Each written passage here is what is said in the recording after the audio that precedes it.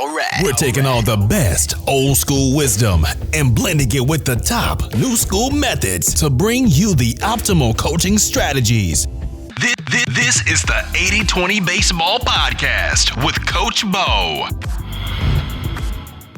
Welcome, youth baseball community. Coach Bo here. Our weekly get-together coming out every Tuesday with a new episode where we get together with the goal of going from new coaches to good coaches, or from good coaches to great coaches, as efficiently as possible. Exciting time for baseball fans. The World Series starts this Friday. Yankees, Dodgers. If you get a chance, sit down with your kids, watch some of the at-bats these guys take. Watch Aaron Judge, watch Juan Soto, watch Max Muncy. Mookie Betts is really good with less than two strikes. His two-strike approach, I think, could use some work. I'm not going to dive into that right now, but y'all know I'm a huge Mookie fan. Max Muncy is somebody who gets the most out of his talent. That guy gets a lot out of his ability. And a big part of that at the plate is his approach, his plan. He's one to watch. He's more than happy to take a walk, just like Aaron Judge and Juan Soto. Those guys are so good at hitting, yet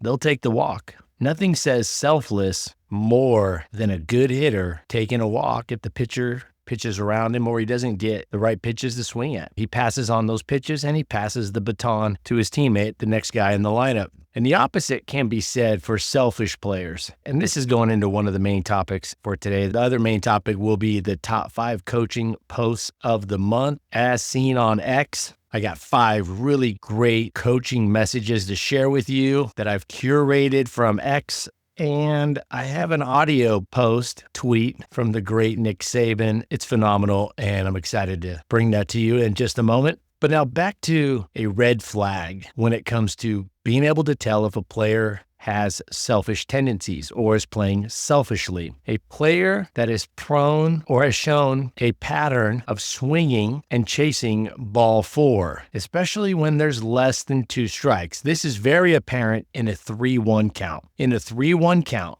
hitters shouldn't be protecting the strike zone. They should be looking for their pitch, their hitting zone. For some of your good hitters, that might be half of the strike zone. For some of your hitters that are newer, younger, inexperienced, or their swing is off, it might be a quarter of the strike zone. It might be the size of a small beach ball. But nevertheless, a really good way to tell if a hitter is selfish is what they swing at in a 3-1 count. The next best time would be a 2-0 count. The first count, by chasing the ball, one, they've gone out of the hitting zone. And not only that, they've chased ball 4 and cost their team a base runner. And in the 2-0 count, even if they take a strike, they still have great count leverage. They're still in plan A, and they're still 2 pitches away, and they're still at least 2 pitches away from a strikeout. So when you watch Aaron Judge, when you watch Juan Soto, Max Muncy, watch these guys closely. Those are 3 of them. There are some others that you'll see in the World Series. And this is a big part of why their offenses are really good. Sure, they have power. Sure, they can hit the ball hard. But a big reason why these players hit the ball hard is because they swing at pitches that can be hit hard. A lot of talk in the youth baseball world is about exit velocity, swing velocity. The fastest way to hit the ball harder is to swing at pitches that can be hit hard. If a hitter's reaching out, extending out, off balance, trying to hit something a few inches off the outside corner down at the knees, not going to hit that ball very hard. Or if they swing at a pitch inside a couple inches, the ball's going to hit near their handle. Not going to hit on the sweet spot. The fastest way to get your players to hit the ball harder is to get them swinging at better pitches, at least with less than 2 strikes. Now, a guy who hits really good with 2 strikes is Tommy Edman. Tommy Edman is a really good 2-strike hitter. Mookie Betts is a guy to watch insofar as he hasn't had a good 2-strike approach. He actually doesn't really change his approach. Sometimes I feel like his approach is backwards. His 2-strike approach, he doesn't change much from his less than 2-strike approach, and he gets called out looking fairly often, which is not a good thing. Again, he's easily one of my favorite players, but it is what it is. So watch Tommy Edman with 2 strikes. Just does a great job with 2 strikes. Kike Hernandez does a great job with 2 strikes. Kike Hernandez, what a gamer. A great player for kids to look up to and look at and try to borrow from. He's undersized, relatively speaking, to other major leaguers, but he gets the most out of it. He's a gamer, plays the game the right way, hits with confidence. He's got a great plan at the plate. One thing that Kike Hernandez will do, and you can watch him on Friday and Saturday, And then the following Monday and Tuesday and Wednesday, you'll see TK Hernandez is really good. He's really good with less than 2 strikes. His plan A is really good. But his 2-strike approach is elite in that he doesn't chase much, but he protects the fringes of the strike zone, so he doesn't get called out looking often. So he will swing and protect the strike zone, which is what you need to do with 2 strikes. But if the pitcher throws a cookie, the pitcher throws a meatball, he's not putting a defensive swing on it. He can quickly go into crush mode and try to rip a double. So he's in battle mode on the fringe pitches, the pitcher's pitches. Then he goes into crush mode if it's a hitter's pitch. That's hard to do with 2 strikes. That's the goal. That's something to work for and work towards. All of our hitters, if you start them at a young age with a plan A and plan 2 hitting approach, which I've talked about at length on here, go to the website, I lay it out. It's really about pitch selection. There's other parts of the hitting plan, of course. The hitting approach, being on time is a big one. 50-50 balance or having good balance, loading at the right time, etc. And of course, having an atrocious swing can be very detrimental to any player's chance or any hitter's chance of having success. But with that said, you got to take care of first things first. Swinging at the right pitches and being on time. And if you start working with kids at a young age with this, by the time they get to junior high, by the time they get to high school, this is so ingrained that they will be so far ahead of the other players because with less than 2 strikes, they're looking for hitters' pitches and they're taking the other pitches. And when they get a hitter's pitch, they put a hitter's swing on it. And with 2 strikes, they can transition to plan 2, protect the strike zone, foul it off if necessary, sometimes a shorter swing to get the pitches. It's a little more battle mode. And then the icing on the cake there, by working on this for the coming years, the hitter can also, or I should say, will also not be surprised when a meatball comes their way, a cookie, which happens very often with 2 strikes, and they can do some damage on that pitch. They can really drive that pitch into the gap rather than just putting it in play, even though they're 2 strikes. It's almost like a read option within the plan 2. Expanded zone, you got to swing at those fringe pitches, might just need to put the ball in play, might need to foul it off, but also having the malleability and the mindset and the swing. This is not something that can be processed in the time the pitch comes at a plate. This has to be something that is practiced. So the processing is on autopilot. It's subconscious. They just know, hey, here's a cookie pitch. Here's a mistake. I'm drilling this pitch. I'm trying to hit a hard line drive versus a 2-strike pitch on the outside corner, 2 inches off the plate. Oh, I better just reach out and foul that off, or reach out and maybe knock it over the first baseman's head or bloop it in or whatnot. So a couple players I just wanted to come out and say World Series, good time to watch some of these hitters. Pitching wise, these teams don't walk a lot of hitters, but they do walk the right hitters at the right time. So that's something to keep an eye on. We don't want to walk batters when we're pitching, except when that batter can do a lot more damage than the next hitter is likely to do, especially if they're hot, they're feeling it, they're in the zone, or the matchup's not good. Another thing you'll see is the Dodgers for, I think, the 5th straight year. Every time a hitter gets a hit, they have a hand and hip movement gesture that they do to the dugout and also to the bullpen. And every guy does this. There's no exception. Doesn't matter how big or small the contract is. They all do it. So that's something to watch. They've done this for 5 years. They've had a different move. They must get together in spring training, say, hey, this is the team move we're going to do when we get a hit, a double. They do it on home runs as they're rounding the bases. You'll see it. Most of you know exactly what I'm talking about. You can't miss it. But they all do the same move. They have their team version. And I like this continuity piece. I like this. I'm not better than the rest of the team. I will celebrate with my team in a similar way that we all celebrate, in a similar way that my teammates all celebrate. So I really like that piece. Wanted to point that out. Another World Series, of course, is professional baseball at the highest level, but these are things that we can learn from and we can use with our players at the youth level. So keep an eye out for that. All right, now let's get into our top 5 coaching posts of the month as seen on X. First one, we're coming out swinging here. Jim Shapiro, at Jim Shapiro. He retweeted an image by Victoria Repa, the CEO and founder of Better Me. Jim Shapiro said, after 30 years of coaching high school football, I can tell you this to be true. And it's an illustration that lists the 10 harsh truths every leader needs to read. Number 1,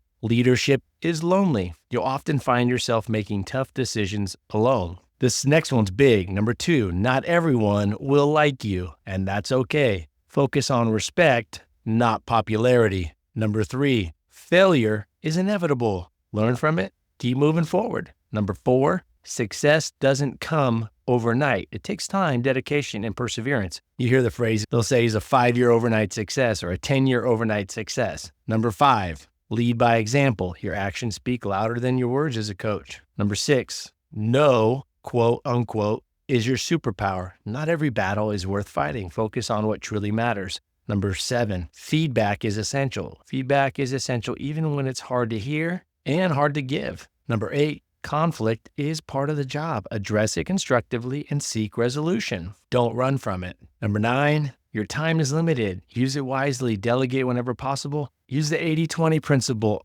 at all times. Number 10, self-care is non-negotiable. You can't lead effectively if you're burnt out. This goes to that message I always share at the end of the podcast episode. We got to take care of ourselves and our health so we can be the best coach, the best parent, the best person possible for those people in our lives, our families, our players, our teams. All right. So I thought that was a really good one. That was shared by Jim Shapiro via Victoria Repa at Better Me. Now this one comes out quick and firm. Number 2 top coaching posts of the month. This one comes from Ricklin Holmes at Rick Holmes, like Rick L-A-N Holmes, like as in Larry Holmes for you old school boxing fans. It's a picture of a poster on, looks to be maybe a locker room wall. It says, you can't practice soft and expect to play hard. Ooh, so true. You can't practice soft and expect to play hard. We can't run soft practices with our teams and expect them to play hard. This doesn't mean yelling and screaming and all that jazz, but your drills better have some challenging components to them. They better have some challenging aspects. Part of it should be very challenging, if not more challenging than the game. Not the whole drill, not every drill, but there needs to be some challenge. What do I mean by that? More challenging than the average typical game, or better yet, better than the championship game could possibly be at your level. If you go get the free drill design guide at 80-20 Baseball, right there on the homepage, I break down the ratio, the ideal ratio of how to make a drill difficult, the different levels of difficulty for a drill that we try to ideally shoot for. You can't practice soft and expect to play hard. Number 3, this is by Greg McKeown.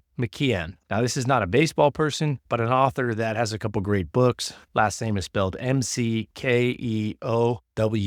and his post says, clarity comes from subtraction, not addition. Remove the noise, the distractions, and the unnecessary. What truly matters will emerge. And when you're coaching, cut out the third pointer when you're working with your hitter on the swing. Heck, cut out the second and third when we're giving our pregame talk or postgame talk. No more than 1 or 2 things. Subtract out the other stuff. The players will add to their game faster by having less things to focus on. Next up, Zach Blair at Zach Z Blair 10. Another good one. Players, stop talking trash. When did winning become not enough? Now we have to show up your opponent, win with class, lose with class, play the game with respect. And coaches, don't let your players beat Bush League. For those of you that don't know Bush League, that's not a compliment. That's not a good thing. It takes courage to hold your players to a high standard. That's a great one. If you let your players talk trash, this isn't the podcast for you. If you talk trash at a youth baseball game, you got some big problems going on. But if you let your players talk trash, that's an absolute no-no. And your best leverage is playing time. And the best way to handle this is actually being proactive with your expectations and your modeling of better behavior. All right. Number 5, create a culture in which it is okay to make mistakes and unacceptable not to learn from them. That is a fantastic message shared by Coach the Coaches at Winning Coaches via at Coach Bob Starkey. So Coach Bob Starkey at Coach Bob Starkey, Starkey. Create a culture in which it is okay to make mistakes. They're not afraid to make a mistake, though create a culture that it's unacceptable not to learn from them, to just keep making the same mistake over and over again, especially making excuses afterward. So those are the top 5. And here's a bonus audio from Nick Saban, the great Nick Saban, one of the greatest coaches of all time. And you know what? I think his recognition as a great coach, or one of the best ever, is coming out even more so now, because now he doesn't have to keep it to just his team, right? Sure, he would speak to the public and do press conferences and do coaching clinics from time to time. And there's some books out there that talk about his coaching methods or some of them. But now he's coming out and sharing the things that he did, and he can share them because he doesn't need to keep them close to the vest. He doesn't need to worry about, what companies would consider like intellectual property. He doesn't have to worry about that. He's just giving it away now, and he's explaining his methods. And so here's the quote from Coach Nick Saban on a recent College game day. At this time of the season, if you're undefeated, and we were a few times, I'd always give a nothing speech. And I'd walk up in front of the players and I would say, if you wake up in the morning and you feel entitled, what would that get you? Nothing. If you think somebody owes you something, what would you get? Nothing. If you lose your discipline and your work ethic, what would that get you? Nothing. If you fail to prepare and pay attention to detail, what would that get you? Nothing. So nothing is more important than staying focused on being the best you can be no matter what you choose to do. All right, it's a great quote. I highly recommend using that quote, copy it, write it out, read it to your team, especially when they start getting complacent, especially if they've won 5 in a row or 3 in a row or 6 in a row. Read that quote. Just a grade A coaching message from one of the greatest of all time, Coach Saban. All right, next week, we're going to discuss exactly what helicopter coaching is and why it's often misunderstood, and how the overcorrection or how overcorrecting the other way can also lead to very ineffective coaching. So we'll break that down so we don't make these mistakes, and we can be a coach that's in proximity to our players without being that helicopter coach. And we'll talk about the overcorrection and how that is not helping players or teams. Also, leave a review for the podcast. That's the best way to help support it. If you like what you're hearing, give it a positive review. It doesn't take more than 3 or 4 minutes, and that really helps out. And as also mentioned earlier, over at the website, 12 articles, 14 videos, and the free drill design guide that you can get really quick. So I hope you all have a great week. Check out that World Series on Friday. In the meantime, let's take care of our health so we can be at our best for our families, our players, and our teams. And let's take this information out there to the training facility, the training area, and let's put it into play. All right, everyone, take care. And until next week, adios. This has been the 80-20 Baseball Masterclass. Take it to the field.